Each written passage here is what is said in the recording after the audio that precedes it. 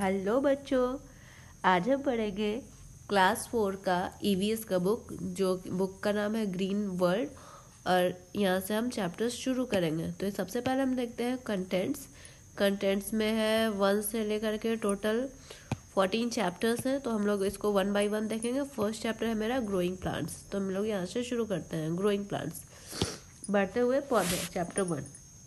सबसे पहले लिखता है the process by which living things produce new living things of the same kind is called reproduction. सबसे पहले तो रिप्रोडक्शन है क्या? रिप्रोडक्शन का हिंदी होता है जन्म देना। तो वह प्रोसेस, वह प्रक्रिया जिसमें एक लिविंग थिंग, एक सजीव जो जिंदा वस्तु है, वो अपने जैसे दूसरे वस्तु को जन्म देता है, उसी को हम लोग कहते हैं reproduction. Reproduction in plant is responsible for maintaining their existence in the form of new plant. और अगर हम लोग प्लांट में रिप्रोडक्शन का बात करें तो रिप्रोडक्शन का मतलब होता है कि प्लांट्स रिस्पॉन्सिबल है, प्लांट्स उत्तरदायी हैं अपना अस्तित्व, अपना एग्जिस्टेंस, अस्तित्व बनाए रखने के लिए, ताकि प्लांट का संसार, पौधे का संसार कभी खत्म ना हो, प्लांट हमेशा धरती पे बने रहे। इसलिए वो क्या करते हैं? रिप्रोडक्शन करते हैं। Plants reproduces in many ways. Plants बहुत तरीके से जन्म लेते हैं। Most of them reproduces through seeds. और अधिकतर प्लांट बीज के द्वारा जन्म लेते हैं। अ flower changes into a fruit. एक फ्लावर जो होता है वो एक फल में बदल जाता है। The fruit contains seeds. और फ्रूट के अंदर क्या होता है? सीड होता है, बीज होता है। New plants grow from the seed. और इस बीज से नए प्लांट का जन्म होता है। Non flowering plants reproduces through spores. जो नॉन फ्लावरिंग प्लांट्स होते हैं, मतलब ऐसे प्लांट्स जिसमें फ्लावर्स नहीं लगते हैं, अपुष्पी पादप इन्हें हिंदी में कहते हैं। तो वैसे प्लांट जिसमें फूल नहीं लगते हैं, उनमें जननन स्पोर्स के द्वारा होता है। स्पोर्स को हिंदी में कहते हैं बीजाणु। बीजाणुओं के द्वारा जन्म होता है पौधों में, जिसमें फूल नहीं आते हैं। फिर some plants reproduces from other parts of them, root, stem and leaves. कुछ प्लांट जो होते हैं वो पौधे के अलग अलग भागों से, मतलब बीज को छोड़ दें तो बाकी के भाग से भी जन्म लेते हैं। जैसे रूट, यानी कुछ पौधे का जन्म जड़ से होता है, कुछ का स्टेम यानी कि तना से, और कुछ पौधे का जन्म पत्तियों से भी हो जाता है। फिर reproducing is also called multiplying because may plant grow out of seeds और part of one plant. Reproducing is also called multiplying. Reproducing को हम लोग बहुजनन भी, बहुत ज़्यादा संख्या में बढ़ना भी कहते हैं, बहुजनन भी कहते हैं, या गुणन भी कहते हैं। क्योंकि because plant grow out of seeds और पार्ट्स ऑफ प्लांट। क्योंकि जो प्लांट्स होते हैं वो बीजों के द्वारा और प्लांट के बाकी के भागों के द्वारा भी अपनी संख्या में वृद्धि करते रहते हैं। फिर यहाँ पे हम लोग देखते हैं रिप्रोडक्शन थ्रू सीड्स। बीजों के द्वारा रिप्रोडक्शन, बीजों के द्वारा प्लांट में जन्म। A plant produces so many seeds to have chance that at least some of them grow. एक प्लांट जो होता है वो बहुत सारे सीड्स को जन्म देता है। एक प्लांट में बहुत सारे बीज होते हैं ताकि उसमें से कम कुछ भी लग जाए और नया प्लांट बढ़ जाए। Thus, the plant tries to maintain and multiply its existence on the earth in the form of new plant. और इस प्रकार प्लांट ये कोशिश करते हैं कि वो पृथ्वी पर अपना अस्तित्व बनाए रखें, अपनी संख्या में वृद्धि करते रहें नए प्लांट के रूप में। A seed consist of 3 parts. एक बीज में 3 भाग होते हैं। पहला है a seed coat. Seed coat क्या होता है? A seed has an outer covering known as seed coat. किसी भी बीज, जैसे ये बीज है तो इसका जो बाहर वाला कवर होता है उसको हम लोग कहते हैं seed coat. It protect the baby plant from any damage and injury. और ये सीड कोट क्या करता है? ये बेबी प्लांट, बीज के अंदर जो नया नन्हा प्लांट पल रहा होता है, उसको प्रोटेक्ट करता है किसी भी प्रकार के इंजरी से, किसी भी प्रकार के डैमेज, बर्बादी या चोट से बचा के रखता है। कौन बचाता है? Seed coat. किसको बचाता है? सीड को, नन्हे पौधे को।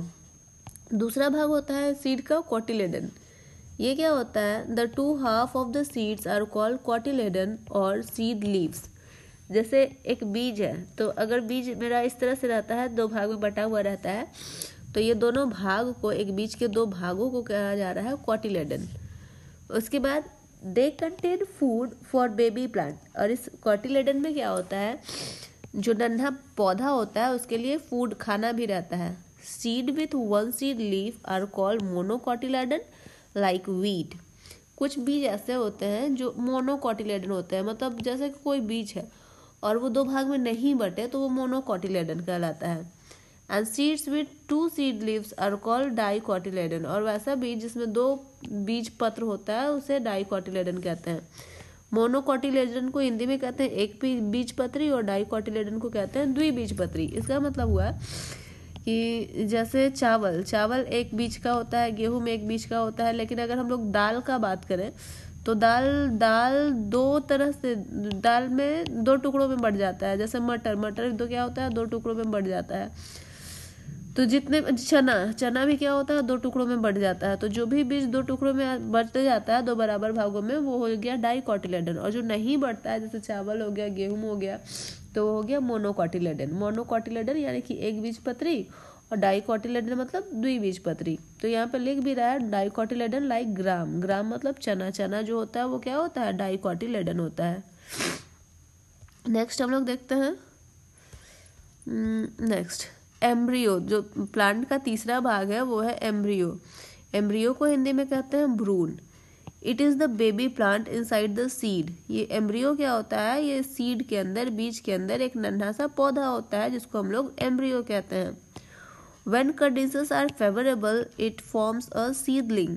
और जब बीज को सही सारा कंडीशंस मिल जाए, उसके फेवर में मिल जाए, सही तापमान मिल जाए, मिट्टी मिल जाए, पानी मिल जाए, तो एक नन्हा पौधा निकलता है। It forms a seeding. तो उसको हम लोग सीडिंग कहते हैं। वो जो बीज रहता है वो अंकुरित होने लगता है। फिर यहाँ पे हम लोग देख रहे हैं ग्राम सीड चना का सीड है, और ये मेज सीड मकई का सीड है। यहाँ पे सीड कोट है, बीज के ऊपर का परत। फिर है हीलम जो इसका अंकुरित भाग, जो बीजाणु है, टूट के निकलेगा, मतलब टूट के नहीं, अंकुरित होकर निकलेगा। और ये उसका माइक्रोफिल है, आगे वाला भाग। फिर यहाँ पे हम लोग देख रहे हैं मेज सीड। यहाँ पे है इसका कोटिलेडन, दो भाग, और यहाँ पे प्ल्यूम्यूल, और फिर है रेडिकल। प्ल्यूम्यूल क्या होता है, ये बढ़ करके ऊपर तना बना देगा। जब ये बीज बोएंगे तो इसका जो प्ल्यूम्यूल है वो ऊपर तना बन जाएगा, और ये जो रेडिकल वाला भाग है ये नीचे आकर के जड़ बना देता है। ये कोटिलेडन, प्ल्यूम्यूल और ये रेडिकल। नेक्स्ट हम लोग देख रहे हैं जर्मिनेशन ऑफ सीड। सीड कैसे जर्मिनेट करता है, कैसे उसको बोते हैं तो फिर वो बढ़ करके पौधा बनता है। The process of growing a baby plant from seed is called germination. बीज से नए पौधे का बनना जर्मिनेशन कहलाता है। Germinating seeds need air. जो भी बीज को बोते हैं उसको हवा चाहिए, वाटर चाहिए, and suitable temperature which can be understand by the following points. और सुटेबल टेम्परेचर, पर्याप्त तापमान चाहिए, जिसको हम लोग निम्नलिखित बिंदुओं से समझ सकते हैं। ये क्या क्या पॉइंट्स चाहिए। First, the seed needs air because it need oxygen to breathe. Seed को क्या चाहिए होता है, हवा चाहिए होता है, क्योंकि इसको सांस लेने के लिए ऑक्सीजन की ज़रूरत होती है। The seeds gate oxygen from the air trapped in soil. और ये जो बीज होते हैं ये तो मिट्टी के अंदर होते हैं ना, तो इनको सांस लेने के लिए हवा कहाँ से मिलता है, तो the seed gate oxygen, seeds को ऑक्सीजन मिलता है from the air trapped in soil. उस हवा से ऑक्सीजन मिलता है जो सोयल के अंदर ट्रैप होता है, मतलब बीज को उस हवा से ऑक्सीजन मिलता है जो हवा मिट्टी के अंदर फंसा हुआ होता है, मिट्टी के अंदर रहता है। The seeds are sown not deep but near the surface of the soil to let them get air. जब भी बीज बोया जाता है तो नॉट डीप, बहुत गहराई में नहीं बोया जाता है, उसको ऊपर में सरफेस के पास में ही बोया जाता है ताकि उसको हवा मिलता रहे। When water is absorbed, seeds become quite soft। जो वाटर एब्जॉर्ब कर लिया जाता है बीज के द्वारा तो ये बहुत ही सॉफ्ट हो जाता है, मुलायम हो जाता है। It swells up and the seeds coat is ruptured to let the baby plant come out। ये स्वेल अप कर लेता है, बहुत सारा पानी पी लेता है, और उसका जो सीड कोट होता है वो रप्चर हो जाता है, टूट जाता है। सीड कोट, उसका जो ऊपर का लेयर था वो टूट जाता है, और अब बेबी प्लांट उससे बाहर आने के लिए तैयार हो गया। उसके बाद the seed needs proper warmth for its cells to become active and grow. तो सीड को क्या चाहिए, प्रॉपर मात्रा में गर्मी चाहिए ताकि इसका जो सेल है वो एक्टिव हो सके और बड़ा हो सके। Seed not germinate in very cold और वेरी हॉट टेम्परेचर। ये जो बीज होता है वो बहुत ठंड है या बहुत गर्म टेम्परेचर में जन्म नहीं ले सकता, मतलब बड़ा पौधा नहीं बन सकता। अ मॉडरेट टेम्परेचर, इसको सामान्य तापमान चाहिए। कितना चाहिए? तो 25 to 35 centigrade normally favours germination. मतलब जर्मिनेशन के दौरान सीड को पौधा बनने के दौरान 25 से 30 डिग्री सेल्सियस टेम्परेचर का जरूरत होता है। The seed grows in stages. Seed जो होता है वो स्टेप बाय स्टेप अलग अलग स्टेज में बड़े होते हैं। First of all the root appears coming out of the soft moist seed coat. सबसे पहले क्या होता है, उससे रूट निकलना शुरू होता है, उसके सॉफ्ट कोट में से मॉइस्ट ये सीड बीज क्या बोलते हैं, जड़ निकलने लगते हैं। फिर दिस फॉलोड बाय शूट, और उसके बाद जड़ के बाद क्या होता है, शूट ऊपर का तना। सबसे पहले ये जड़ और ऊपर में फिर तना निकलने लगता है। The root grows downward and the shoot grows upward through sunlight. यहाँ पे बीज है, बीज से नीचे में क्या जाता है, रूट जड़ चला जाता है, और जो शूट है वो हमेशा सनलाइट की तरफ, जिधर से भी उसको सूरज का रोशनी मिलेगा उस दिशा में बढ़ने लगेगा। ग्रेजुअली ग्रीन लीव्स ग्रो, और धीरे धीरे हरे पत्ते बड़े होते हैं। The leaves start making food for the new plant, और जब हरे पत्ते निकल आते हैं तो वो प्लांट के लिए खाना बनाना शुरू कर देते हैं। The new plant at this stage is called seedling, और अभी अभी जो नया प्लांट निकला है जिसमें कुछ ही नए हरे पत्ते आए हैं, वैसे प्लांट को हम लोग सीडलिंग कहते हैं। फिर यहाँ पे देख रहे हैं, as the green leaves grow bigger the seed leaves shrink. जैसे जैसे ग्रीन लीव्स बड़े होते हैं तो सीड लीव जो होते हैं वो सिकुड़ने लगते हैं। Their store of food has finished, उसके जो फूड स्टोर होता है वो ख़त्म हो जाता है। Now green leaves have started making food for the plants, और अब ग्रीन लीव फूड के लिए प्लांट बनाने लगते हैं।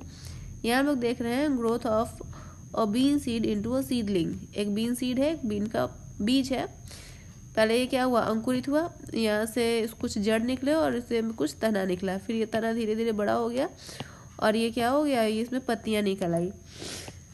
उसके बाद ये एकदम से छोटा पड़ गया और पौधे काफ़ी बड़े हो गए। अभी तक इसमें फूड स्टोर था, ये फूड से ही पौधे को खाना मिल रहा था, और अब ये चूँकि ये पत्ते काफ़ी बड़े हो चुके हैं तो ये खुद खाना बना ले रहे हैं, तो अब ये फूड स्टोर जो है ख़त्म भी हो गया और इसका ज़रूरत भी अब नहीं है।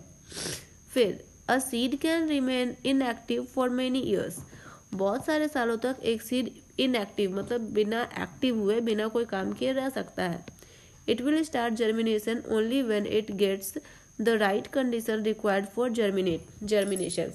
ये सिर्फ तभी जन्म लेता है जब इसको जन्म लेने के लिए सही कंडीशन मिले। उससे ज़्यादा डिस्पर्सल ऑफ सीड। डिस्पर्सल मतलब होता है बिखराव या फैलना। बीज कैसे कैसे फैलता है। The spreading away of seed is known as dispersal of seed. Spreading away of seed, seed का इधर उधर छिटाना या फेंकाना, इसी को हम लोग डिस्पर्सल ऑफ सीड कहते हैं। Dispersal of seed is necessary so that each seed get enough space, nutrition, water and warmth to grow into a new plant. Seed का जो छिटाना या बिखराव जो है वो काफ़ी ज़रूरी है ताकि हर एक सीड्स को पर्याप्त मात्रा में जगह मिले बढ़ने के लिए, न्यूट्रिशन सही पोषक तत्व मिले खाने के लिए, सही मात्रा में पानी मिले और उचित गर्मी सूर्य का प्रकाश मिले ताकि वो एक नया प्लांट बन सके। Some seeds have special structure that help them to travel away from the mother plant. कुछ पौधों में ऐसा उसका आकृति होता है जो उन्हें मदद करता है अपने मदर प्लांट से दूर जा कर के बढ़ने के लिए। Now dispersal by wind, हवा के द्वारा फैलाव या बिखराव। Many seeds are borne away by the wind. बहुत सारे बीज ऐसे होते हैं जो अपने मदर प्लांट से दूर जन्म लेते हैं। क्यों? क्योंकि वो विंड के द्वारा दूर कर दिए जाते हैं। The seeds of the milk weed are like parachute.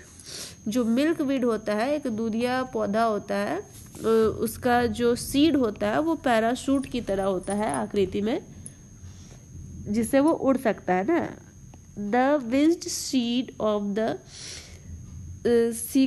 sycamore and the Indian elm glide in the wind. The winged seed जो होते हैं जैसे कि सिकामोर के और इंडियन एलम यानी कि बरगद के और सिकामोर के जो वीड होते हैं वो हवा में ग्लाइड करते हैं, हवा में फिसलते हुए उड़ते हैं, है ना, और काफ़ी दूर तक चले जाते हैं। And some of these get covered with soil and germinate when it rains. और इसमें से जो फिसल फिसल के काफ़ी दूर उड़ के चले गए, तो उसमें से कुछ बीज क्या होते हैं, उनको मिट्टी मिल जाता है, और जब बारिश होता है तो उस मिट्टी में बड़े होने लगते हैं। फिर डिस्पर्सल बाय एनिमल्स, एनिमल जानवरों के द्वारा, डिस्पर्सल जानवरों के द्वारा बीजों का फैलाव। Animals disperse plant seeds and fruits in 2 ways। जानवर जो होते हैं वो पौधों के बीजों को और फलों को 2 तरीके से फैलाते हैं। The hooked spines of certain seed stick to the feather of the bird and hair on the animals and reach far away places where they germinate. Hooked spins of certain seed, कुछ seed ऐसे होते हैं जिसमें क्या निकले होते हैं, hook निकले होते हैं, स्पिन्स निकले होते हैं, और वो क्या करते हैं, पंछियों के पंखों में या जानवरों में चिपक जाते हैं और फिर अपने मदर प्लांट से काफ़ी दूर चले जाते हैं और वहाँ जाके वो जर्मिनेट करते हैं, मतलब नया पौधा बनाते हैं। मैनी काइंड्स ऑफ फ्रूट्स, ऐसे बहुत सारे फ्रूट्स हैं जैसे cherry, apple, blackberry etcetera, are eaten by birds and other animals like squirrel and mice. बहुत सारे ये सब फ्रूट्स यहाँ पे हम लोग देख रहे हैं जिसको कि बर्ड्स और स्क्विरल मतलब पंछी, गिलहरी और चूहे खाते हैं। These animals often take the seeds to far away places। और ये जानवर क्या करते हैं, इनके बीजों को काफ़ी दूर ले जाते हैं। People also help in spreading seeds far away from where they grown naturally। और लोग भी, इंसान भी, जहाँ पे पौधे बीज निकलते हैं उसे दूर ले जाने में लोग भी इसकी भूमिका निभाते हैं, है ना। फिर डिस्पर्सल बाय वाटर, पानी के द्वारा बीजों का बिखराव। Seeds of plants that grow in or near water are carried by water to different places। कुछ पौधे जो पानी के निकट होते हैं वो उसके बीज जैसे पानी में गिर गए तो पानी द्वारा बहा के दूर ले जाए जाते हैं। उसके बाद water is very good medium for dispersal of seed. और जो वाटर होता है ये सीड बीजों के फैलाव के लिए बहुत अच्छा मीडियम, बहुत अच्छा माध्यम होता है। Many kinds of seeds like water lily, coconut etc. dispersed by water। और बहुत तरह से सीड्स जैसे कि पानी में का लिली, कोकोनट, नारियल, ये सब जो है वो पानी के द्वारा इसके बीज फैला दिए जाते हैं। फिर dispersion by explosion, in some parts like the ladies finger, the dried fruit exploded spreading the seeds away from the mother plant. और कुछ प्लांट में एक्सप्लोजन के द्वारा, विस्फोट के द्वारा उनके जो बीज होते हैं काफ़ी दूर चले जाते हैं, जैसे कि लेडीज़ फिंगर हो गया। लेडीज़ फिंगर तो भिंडी को जैसे कहते हैं। द ड्राइड फ्रूट जो भी सूखे मेवे होते हैं, ये सब क्या होते हैं, काफ़ी दूर फेंका जाते हैं अपने मदर प्लांट से और फिर वहाँ पे वो जर्मिनेट करते हैं। यहाँ पे हम लोग देख रहे हैं milk weed, dispersal by wind. ये मिल्क वीड है, दूधिया पौधा है, इसका हवा के द्वारा डिस्पर्सल होता है। फिर चेरी है, इसमें ये बर्ड्स है, पंछी बैठा हुआ है, इसमें चिपक जाएगा तो इसका चला जाएगा दूर बीज। और फिर ये देख रहे हैं कोकोनट डिस्पर्सल बाय वाटर, ये पानी के द्वारा फैलता है। फिर है रिप्रोडक्शन थ्रू अदर प्लांट, दूसरे प्लांट के द्वारा reproduction. Non flowering plant do not produce seed. ऐसे प्लांट जिसमें फ्लावर्स नहीं होते हैं उसमें तो बीज भी नहीं होगा। नाउ दे प्रोड्यूसेस स्पोर्स, उसमें बीजाणु होते हैं, ये बीजाणुओं को जन्म देते हैं। Fungi, mosses and ferns are spores producing plant. और कौन कौन सा प्लांट होता है जिसमें बीजाणु होते हैं, तो ये हो गया फंगी, मॉस और फर्न। ये जो प्लांट होते हैं इसमें फल नहीं होते हैं, तो ये स्पोर को जन्म देते हैं, बीजाणुओं को जन्म देते हैं। The spores are small and packed in spore boxes, ये काफ़ी छोटे होते हैं और इसके बाहर एक लेयर रहता है। These appear as brown spot on the underside of leaves।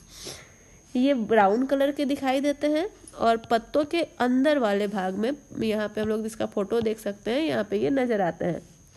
The spore boxes burst and scatter the ripe spores। पहले उसके बाद ये स्पोर्स बॉक्स फटता है और ये स्कैटर हो जाते हैं, ये जो दाने होते हैं ना इधर उधर फैल जाते हैं। The spores grow into new plants। और ये स्पोर्स क्या होते हैं, नए नए पौधे का विकास करते हैं।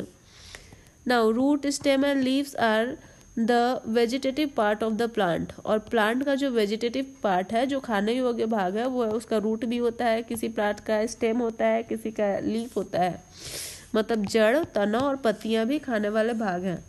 Now reproduction by root, stem और leaves is called vegetative reproduction. और अगर किसी प्लांट, नए पौधे का जन्म किसी पौधे के जड़ से या तना से या पत्ती के द्वारा होता है तो इसे हम लोग वेजिटेटिव रिप्रोडक्शन कहते हैं। Vegetative reproduction is much quicker than reproduction through seeds.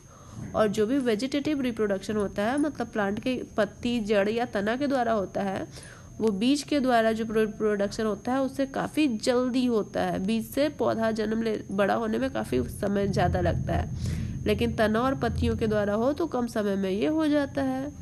And finally ये चैप्टर हो गया कंप्लीट।